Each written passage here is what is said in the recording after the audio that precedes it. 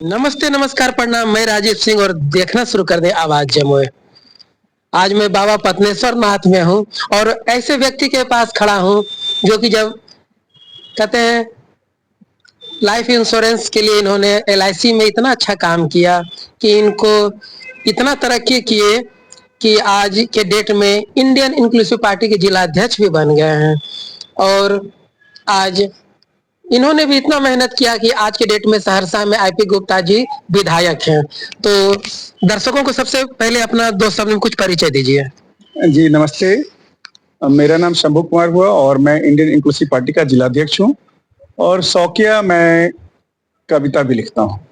और बाबा पत्नेश्वर नाथ में नया साल आने वाला है और ये इतने अच्छे कविता लिखते हैं, कवि हैं कि आप लोग पूरा वीडियो देखिए और देखिए क्या इन्होंने कविता लिखा है, दर्शकों को सुनाइए। चलिए, बहुत अच्छा। एक कविता मैं आप लोग को सुनाता हूँ।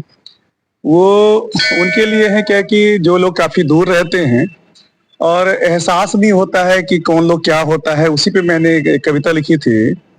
साथ कभी बैठो तो बताऊं दर्द क्या है मेरा, साथ कभी बैठो तो बताऊं दर्द क्या है मेरा, दूर फोन पर तो क्या कहूं, कह देता हूं सब कुछ ठीक है मेरा।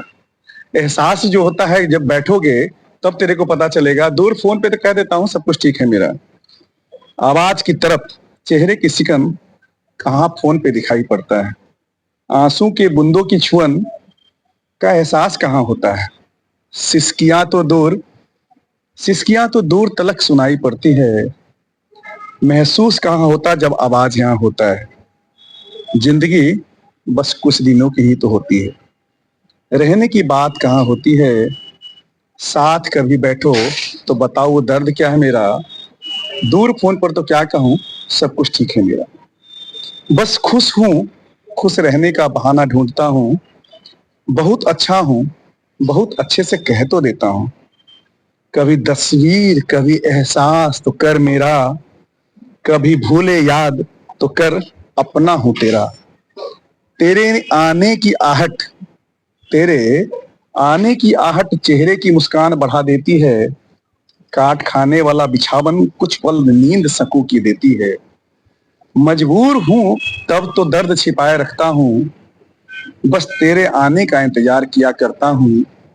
साथ कभी बैठो तो बताऊं दर्द क्या है मेरा, दूर फोन पर तो क्या कहूं, कह देता हूं सब कुछ ठीक है। मेरे दोस्तों, ये वीडियो देखने के बाद मैं यही कहूंगा कि जब आजकल परिवार में कलह है, लेकिन कहते हैं कि घूमना फिरना जरूरी है तो दूर रहना भी जरूरी है। और बड़े बुजुर्ग भी कह गए दूरी रहने से प्यार बढ़ता है। तो इस कविता को जो आप पूरा सुने होंगे तो लगा होगा कि नहीं, जब ये दो दिल दूर में रहते हैं तो कितना दर्द होता है। इस कविता के माध्यम से वो दर्द को आपने सुना और माध्यम में मैं आगे मैं बताता हूँ। जी बताइए। जिंदगी से लड़ा हूं तुम्हारे बिना, अभी जो मैंने पहला कविता सुनाऊं कि साथ कभी बैठो तो बताऊं दर्द क्या है मेरा, आगे एक दूसरा भाव है। जिंदगी से लड़ा हूं तुम्हारे बिना, झेला बहुत तूफान हूं तुम्हारे बिना, हाशिए पे खड़ा हूं तुम्हारे बिना, तुम गई छोड़कर जिस जगह मोड़ पर, वही का वहीं खड़ा हूं तुम्हारे बिना, और झेला बहुत हूं तुम्हारे बिना। लोग तो बहुत है अगल बगल में, लोग तो बहुत है अगल बगल में, सच कहूं दिल से मैं तुम्हें, भीड़ में अकेला खड़ा हूं तुम्हारे बिना, जिंदगी से लड़ा हूं तुम्हारे बिना। कितनी शोहरत से खेला तुम्हारे बिना, कितनी शोहरत से खेला तुम्हारे बिना, कितनी आंधियां हूं झेला तुम्हारे बिना, पानी बहुत है चारों तरफ मेरे, प्यासा खड़ा हूं तुम्हारे बिना। और ये वीडियो जो अभी आप कविता सुने हैं, बस इस कविता का यही तात्पर्य है कि पति पत्नी आपस में प्रेम बनाए रखिए और उससे बड़ा ना ही कोई पूजा है ना ही कोई तीर्थ यात्रा है। और अभी नया साल आने वाला है, दर्शकों को क्या कहना चाहेंगे? चलिए, मैं जितने भी युवा हैं, चूंकि मैं पार्टी से भी बिलोंग करता हूं, बाय नेचर में कविता भी लिखता हूं, मैं सभी युवाओं से कहना चाहता हूं कि जिंदगी अगर आप सोचोगे तो बहुत ही आसान है, कठिन भी नहीं है। सिर्फ अपना गोल निर्धारित कीजिए, नए साल में एक ये प्रण करें कि आप जिंदगी में जो चीज बनना चाहते हैं, जहां पे आप पढ़ाई करते हैं, जहां पे आपका बिजनेस प्लेस है, आप वहां पे अपना गोल, अपना लक्ष्य निर्धारित करके लिखिए और प्रतिदिन देखिए। निश्चित जान लीजिए कि जो जैसा सोचता है और करता है वैसा बन जाता है।